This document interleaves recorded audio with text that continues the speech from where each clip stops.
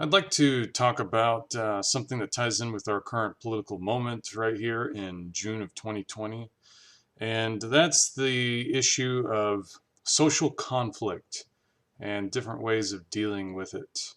Right now, of course, there's quite a bit of conflict in American society over a bunch of different issues, police brutality, and the upcoming election, and best way to respond to the COVID-19 crisis. And there's been just a heightened feeling of conflict over the last couple of years in general during Donald Trump's presidency. And I've been thinking about this a lot and thinking about how I might address this issue in my upcoming college courses. And I've been trying to figure out a kind of a theoretical way to situate different possible responses to the social conflict, because I think one of the most important political decisions a society has to make. It's not the only decision it has to make, but one of the most important decisions is how it will respond to social conflicts of various types. And I think this goes a long way to defining points on the intuitive political spectrum, left versus right. And you can already see here on the screen where I'm going with this, and a lot of you will probably be rolling your eyes because this is, oh yeah, the return of Horseshoe Theory. It's, are you going to tell me that that National Socialists were actually close to being left wing and all that sort of thing? That all totalitarianism is exactly the same? No, of course not. That's way too simple. But I do think there is kind of a grain of truth to Horseshoe Theory, at least when it comes to this pivotal question of how societies can deal with social conflict. What's the menu of possibilities that are open to societies, how they can deal with social conflict? And we'll just start kind of here in the middle, the bottom middle here. And this graph is basically organized with everything farther up towards the top is a strategy I should mention first, is a strategy of pursuing organic unity. All right, so but yeah, let me start with the bottom here because it might actually be a little easier to explain. Mechanistic unity. Now, what do I mean by mechanistic unity? What I mean is you basically accept that there are going to be social conflicts in society. People are going to disagree. You're not going to get them to intrinsically agree or intrinsically always feel like they are on the same team. So in other words, if you want some sort of social unity, if you want to overcome social conflicts, it's going to be a managed process. It's going to be a process of contractual negotiation, give and take. It's going to rely on legal or constitutional mechanisms to get different parties to agree. And that's why I call this mechanistic unity, all right? Because it's very much viewing society kind of like a machine that needs regulation, and it's got a bunch of different parts that want to go off in different directions, but you you kind of use cold calculation to figure out, how can I get these parts to work together more effectively. So in other words, they don't feel intrinsically united. Different groups, different classes, different ethnic groups, different individuals don't feel a sense of intrinsic unity according to this strategy. If your society follows this strategy, you kind of just give up on fostering any sort of intrinsic unity, intrinsic feeling of being on the same team. So everyone's kind of going off on their own direction, pursuing their own goals, which often conflict, and you have to manage those conflicts through kind of these mechanisms, these legal mechanisms. And, this is really, I think, the cornerstone of classical liberalism. This is how it envisions the best possible society. It kind of accepts that organic unity is unlikely. And actually, let me explain organic unity by contrast then. Organic unity is an attempt to, if you notice there's social conflict, and humans really don't like social conflict in and of itself. Sometimes it might be necessary, and we'll get to that. But if you want to foster unity intrinsically, if you want to get people to intrinsically feel like they're on the same team, not where they're being managed with negotiations and kind of bribed to be on the same team temporarily, where they still feel like they're on different teams, but they're being persuaded through legal mechanisms to work together. No, organic unity is where the unity kind of comes from a more kind of authentic core, organic meaning kind of growing from the ground up, where people feel like a single organism, right? Like they're part of a single organism or a single team, intrinsically. And sociologists sometimes refer to this as community versus society. Society is, or a Gesellschaft, is a group of people that are held together through these mechanisms of government, but otherwise they would fly apart, with differing interests without those mechanisms. A community are people who intrinsically feel like they're on the same team, working towards the same goals, invested in each other's well-being intrinsically. In German, you would call this Gemeinschaft. Organic unity is one of these terms that has a really bad reputation among social scientists, historians. It's sort of like, when I hear organic unity, I reach for my revolver, that famous quote. When I hear the word culture, I reach for my Browning, And the reason is because it's often been used by far-right movements as their main promise of what they say they are going to deliver. And a lot of people find that appealing because, if you can help it, most people don't want their society to be torn apart by division and disunity. So, that's, and the emphasis there is on all other things being equal. The question is, what is the cost of fostering that organic unity? If you go down to the classical liberals, they will say organic unity is unlikely. It's you might not be able to read this on the bottom right, but I kind of explain this on the diagram. It's unlikely. It may be achievable, but if so, the cost of doing so outweighs the benefits you would get from achieving this feeling of organic unity. So basically, we're accepting that social conflicts are inevitable. We're not going to try to mold people or mold society to make these intrinsic conflicts less inevitable. We're just going to take them as a given and just try to manage them the best we can through various legal mechanisms. All right, that's the classical liberal take on how to solve social conflict. And I color that here in blue because that's kind of a traditional color, symbolizing classical liberalism. To the adjacent right of that, kind of what you would call the center right, which in Europe would be like Christian Democrats, the Tories in Britain. In France it would be can't even follow French politics anymore. It would be whatever Jacques Chirac used to be, the Rassemblement Populaire, or the center right, quasi-nationalist but not ultra-nationalist, not the Front National, not the far right.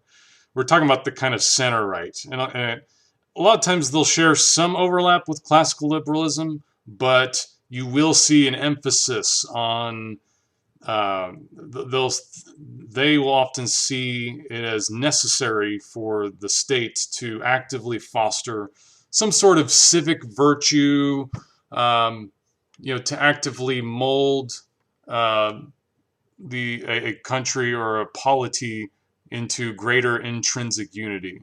They'll often be a little skeptical that you can't just rely on mechanisms of government to solve um, conflicts. That if conflicts get too extreme, even the most perfect mechanisms of government will be abused. There'll be loopholes, and a sufficiently motivated group will find their way through these loopholes. This is something you hear a lot from, like the early French Revolution, even in the early American Revolution. This idea of republican virtue being necessary to supplement um, the legal mechanisms that were put in place to solve social conflicts. We can't just rely on the legal mechanisms. We also need to kind of have a little bit of a team spirit. And we need to cultivate, there needs to be some sort of civic virtue, or maybe some sort of civic religion, verging on a state religion, maybe. Civic religion meaning it might not even be enshrined in law, but it's kind of the consensus of what everyone is expected to do. For a long time, America, Christianity was, in addition to the Constitution, in this kind of weird symbiosis. Um, Christianity was kind of a civic religion in America, even though it wasn't technically a state religion. Meaning, most people assume that all others were Christian, that they had these morals behind them that kind of constrain their behavior. So a lot of times you'll see this feeling on the center right. A modest amount of assimilationism. And this kind of brings us to one of the ways of achieving this organic unity. All right, and that's by fostering greater ideological unity. All right, unity of sentiments, culture, religion, or perceptions. All right, and the basic idea behind this strategy for forging social unity is, under current conditions, social conflicts are socially constructed, not inevitable. So in other words, like the basic structure of our society is fair right now. That's the assumption that people on the right wing will tend to make. And if there is disunity, they will assume that this is coming from dissenters and troublemakers who are stirring up disunity within the polity's ranks, where no disunity need necessarily exist. All right. So in other words, if there is disunity, it's socially constructed. It is not objective in the structure of that society. All right. And the next logical implication then is, if you want greater organic unity, greater feeling of everyone being on the same team, intrinsic unity, you need to cultivate more unity in sentiment, culture, religion, thought, speech, all that sort of stuff, which, to a lesser degree could mean just center-right politics, where you try to cultivate, where you have some modest encouragement of for people to adopt a certain idea of civic virtue. And of course, the far extreme of this is where you really enforce, conformity to some sort of standard of thought or culture or religion, which would be, obviously the far right. So that's one proposed route to organic unity, and it really hinges on if you think that the basic social structure is already more or less the right way to go. If you believe that, then any disunity that does erupt, well, where could it be coming from? It's not coming from the social structure. The social structure isn't generating that. The social structure is fair. If people have a problem with the way society is, that's a problem with them. they're troublemakers. It's not a problem with society, so we need to reform them. We need to reform their perceptions. We don't need to reform society itself. That's kind of the right wing, what I take as the right wing take on how to achieve organic unity. But I think there's also a left wing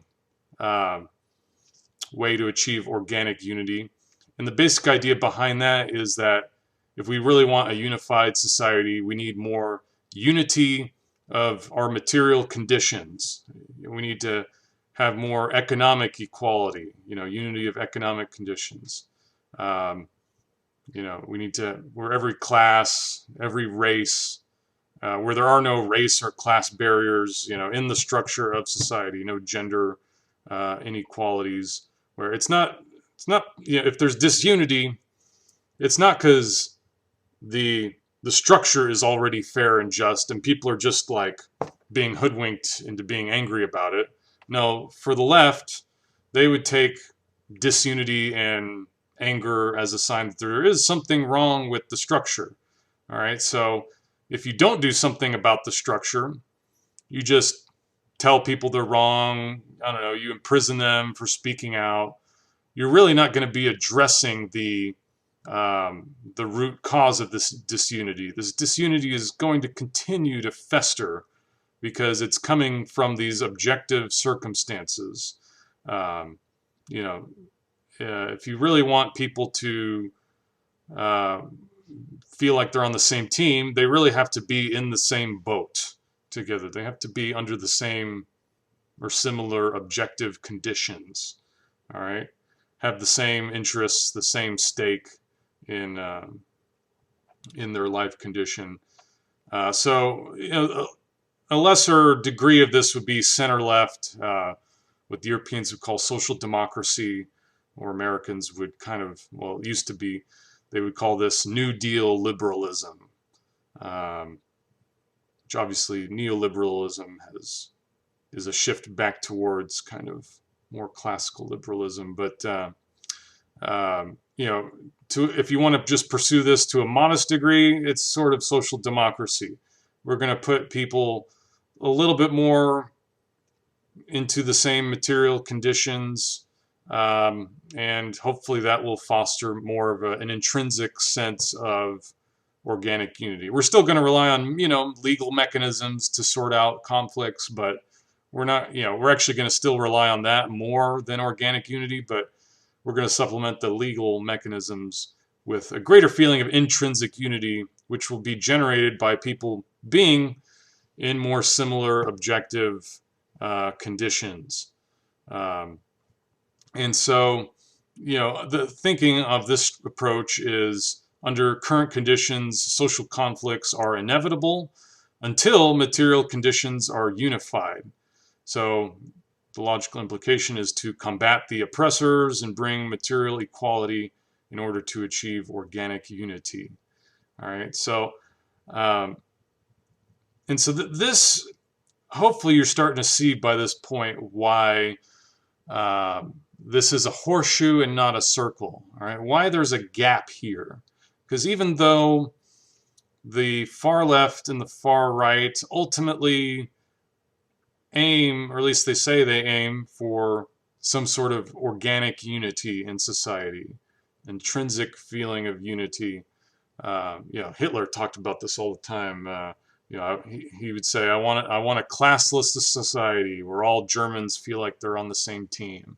And I don't want all this chaos and confusion of parliamentary politics where everyone's shouting at each other. I just want one party, unity, Ein Volk, ein Reich, ein Führer, all that stuff. All right.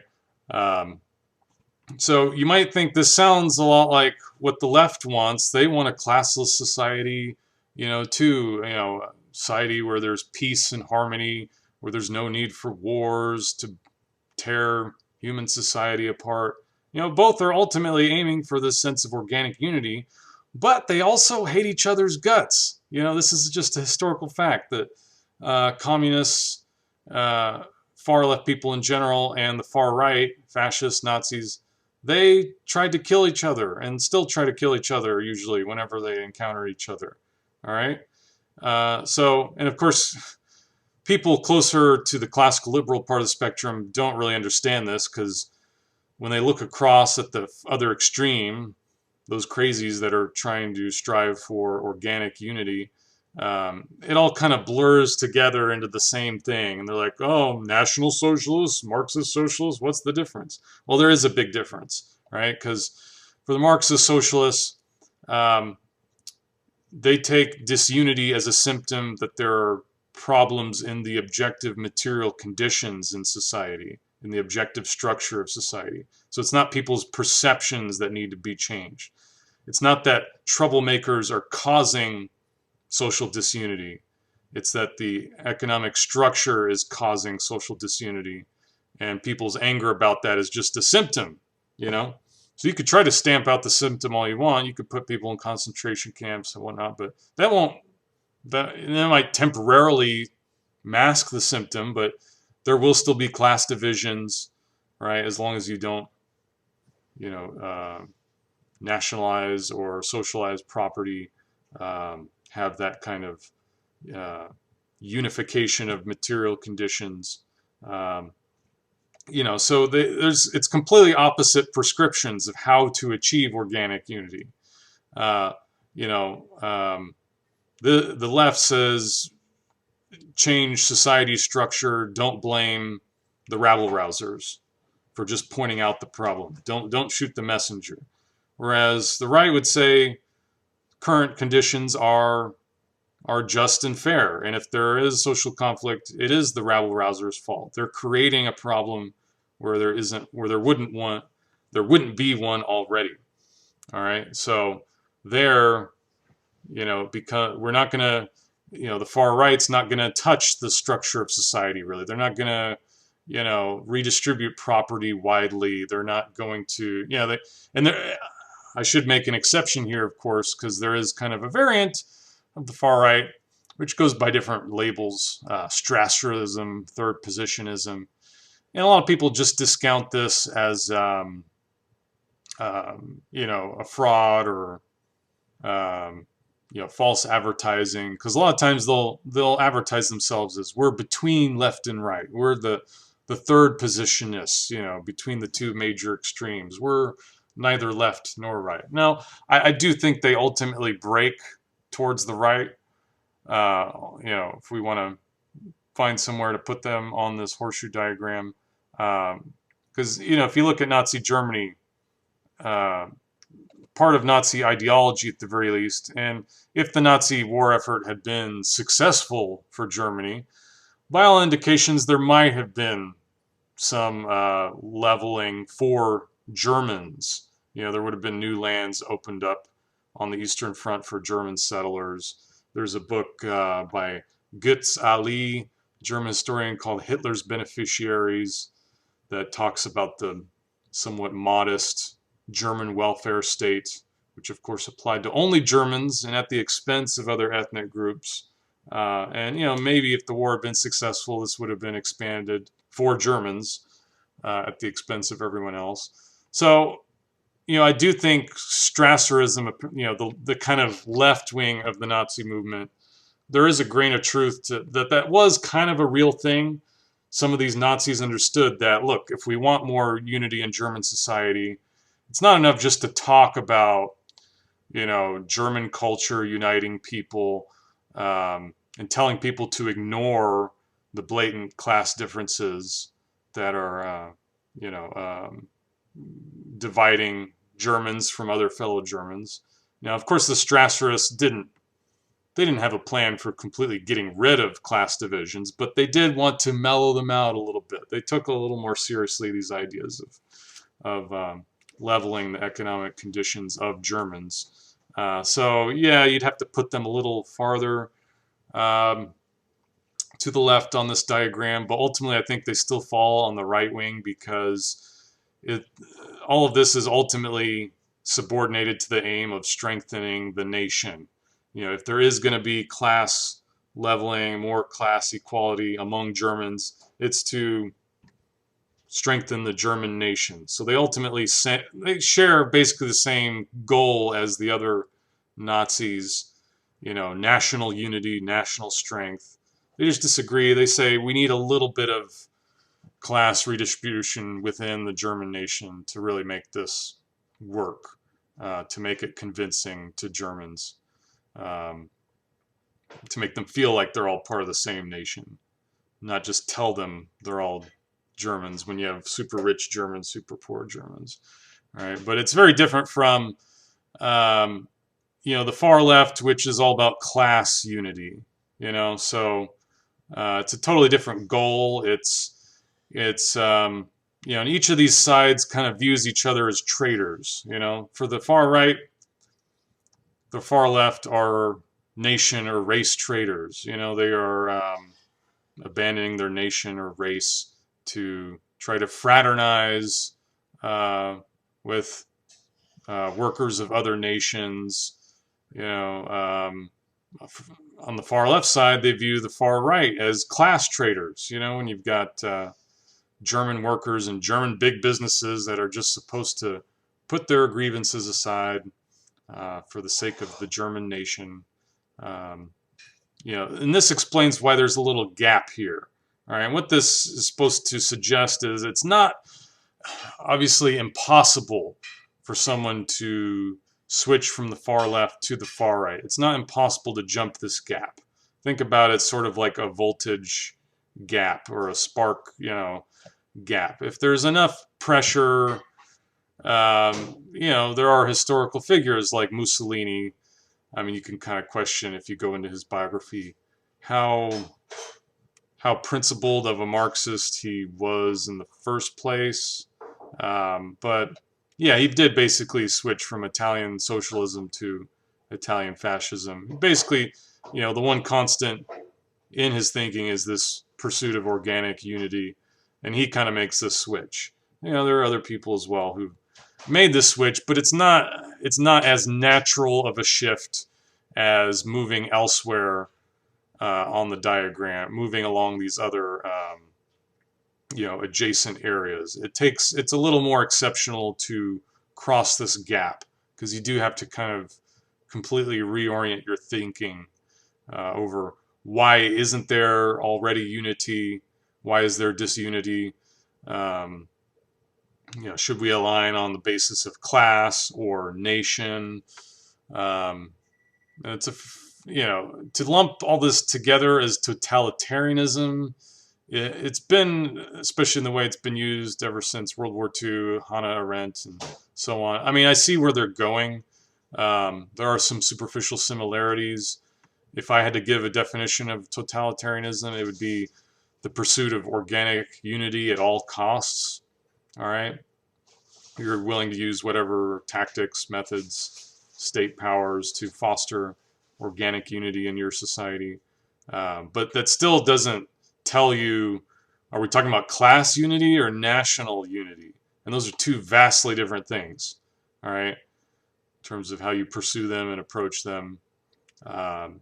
And it's not like people just effortlessly move between the far right and the far left. So that's why this is kind of a horseshoe. I should mention as well, another counter argument I anticipate is people will point to the Soviet Union and say, well, didn't the Soviet Union emphasize ideological unity a lot? Well, yes, they did. So does that make them fascist? Well, no, not necessarily, because we'd have to rework this diagram a little bit if our current conditions were different, if we're talking from the standpoint of a different status quo. Because once you have like the Bolshevik Revolution, the Bolshevik Party, the communists come into power, suddenly they are now the status quo. All right, so they kind of become the conservatives. They are the ones who are saying there's not a problem with the structure of our society. Our structure now is classless. That's they didn't say that right away, of course. In the 1920s, they said we're still technically in state capitalism. We're getting to the point where we will build socialism. There's still hostile classes. You'd have to look until maybe the late 30s, with the Stalin Constitution, 1936, where they basically declare that the enemy classes have been liquidated or re-educated or reformed, where Soviet society is basically a classless society. I mean, yes, there's still workers, peasants, and intelligentsia, but they all have the same interests, supposedly. They're all working together. Um, and, so from that point onwards, the message is, look, we already have a classless society. We already have a structure of society that should not be generating conflicts. All right. So insofar as there are symptoms of conflicts, it must be because there are troublemakers who are creating the appearance of conflicts where there wouldn't be conflicts in the first place. So in that context, yeah, things look a little different. You might also look at, if you look at before the bourgeois revolutions, all right, going chronologically back in the opposite direction, going to, as we just talked about, kind of the allegedly post-capitalist world where this diagram would look a little different. If you look at the pre-capitalist world, you'll oftentimes find classical liberals over here, all right? Because classical liberals will be the ones saying, look, it's the very structure of society that is messed up, the third estate, in France, for example, the third estate, we are being trampled upon and we are suffering under unequal conditions, unequal political representation. We need to change this structure, and then, of course, the aristocrats and the church, the first and second estates, would be over here saying, no, there's not a problem with the society's structure. You're the problem. You're making this a problem where it isn't already. You need to shut up and fall in line, behind king and God and throne, which, in France, you don't hear that so much, but like in Imperial Germany, for example,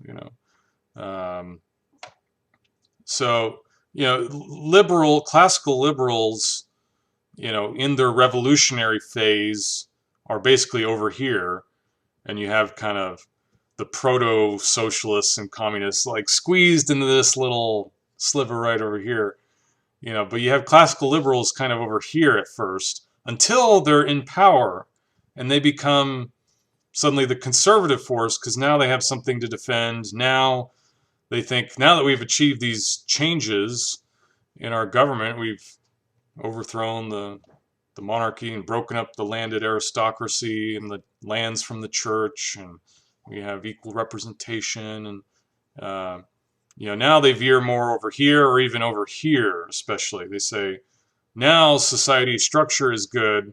If there's anyone remaining who has a problem with it, the problem is not with the structure, the problem is with them. They're making it a problem. So we need to crack down on these people and foster civic virtue and, kind of grease the wheels of our legal machinery that we've set up,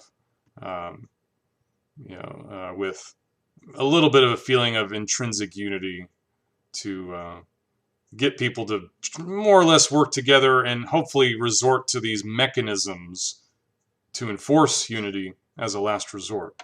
So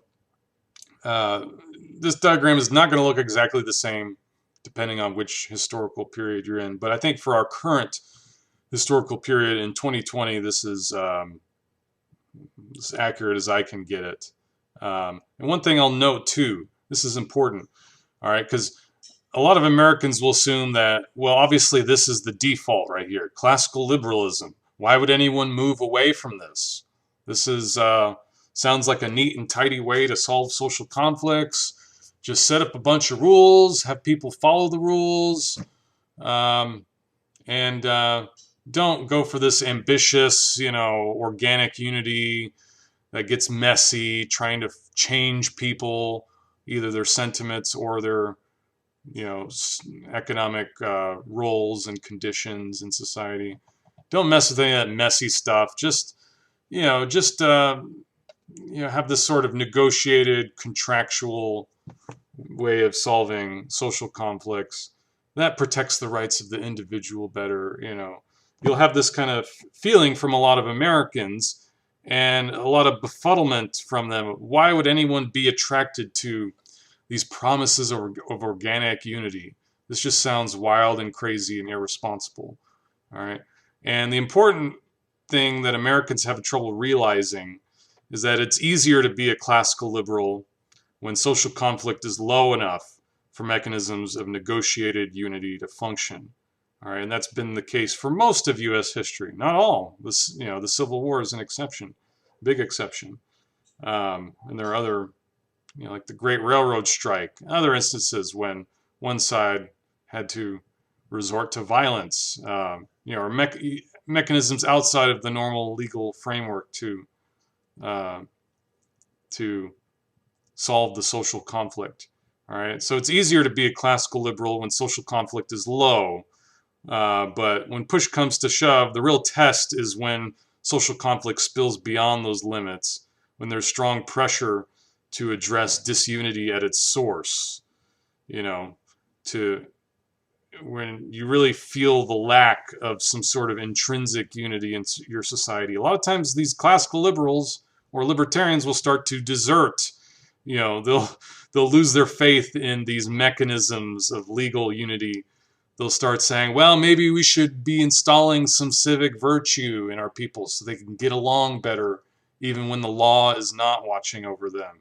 Or, oh, maybe we should have some reforms so that people feel like they're more on the same team together. They're going through the same economic conditions. They have similar economic opportunities, and the more social conflict ratchets up, the more, on each extreme you get, the more desperate the desire for organic unity becomes to resolve those insoluble social conflicts that can't be resolved through the normal legal mechanisms. So if you have, like in Italy right after World War I, the Biennio Rosso, the red years, where there's factory and land occupations, suddenly these classical liberals are losing faith that they can get society to work together through their legal mechanisms. They start saying, no, we need to get people to fall in line. We need to inspire them with, a national glory and this and that. And maybe we'll make some concessions, some very limited concessions to worker to their actual economic conditions to get them to feel like they're on the same team. But, more or less, we're going to rely on this more so. So hope you found that interesting. I thought about also explaining how I think different approaches to Black Lives Matter fit into this. Because I notice a lot of proposals for police reform and whatnot fall into this sort of category. It's basically haggling over different legal procedures that might be more or less effective, more or less, fair, more or less effective at solving disagreements, but a lot of these things are not addressing the disunity at its source, so I think, and of course, you've got the far right that's saying, look, it's these troublemakers that are stirring things up. We need to crack down on them, and that's how we will reassert unity, but what I'd like to see more from Black Lives Matter people is, what kind of alternative do they have for how we can foster organic unity? Because Americans don't like to see their country, in flames and whatnot. As a leftist, I agree that it's important to not ignore social conflicts because a lot of them are coming from these objective conditions of inequality, right? So they're not just being socially constructed or imagined, right? People who are rioting, or they're not necessarily doing it just because they're troublemakers. They are trying to draw attention in maybe the only way they can think of to objective inequality that they want addressed. And I think usually there's a more effective way to try to address that. And but if they don't offer a plan towards organic unity and they keep ratcheting up the social conflict, Americans will be hungry for some path towards organic unity. And if there's not one offered on the left, they will resort to one on the right. All right, so I think we need to keep that in mind, especially as we press the issues and and highlight the social conflict which already objectively exists. This recent protest movement, it's just the symptom, I happen to think, of objective inequality that we need to address if we really want lasting unity in our society.